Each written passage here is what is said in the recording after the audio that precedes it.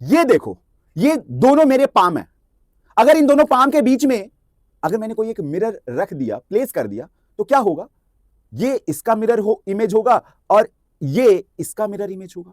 लेकिन ये जो दोनों मिरर इमेज हैं, क्या लग रहे हैं आपको? सेम सेम लग रहे होंगे, है ना सर? दोनों सेम ही तो है, दोनों में 5 उंगलियां ही दिख रही है ना, सेम सेम लग रहा है। लेकिन केमिस्ट्री कह रहा है कि ये दोनों मिरर इमेज सेम नहीं है। क्यों भाई? क्योंकि वो कह रहा है कि भाई इस पाम के ऊपर ये दूसरा वाला, ये जो दोनों मिरर इमेज जो है ना, एक दूसरे के ऊपर रखो। मैंने रख दिया। केमिस्ट्री से कहता है कि these mirror images are non superimposable. क्या है ये? Non superimposable. भैया ये नॉन सुपर इंपोजिबल जो होता है ना, कायरलिटी का फंक्शन होता है। कायरलिटी का जो है ना फिनोमेना जो होता है ना, ये उसका ये पार्ट होता है।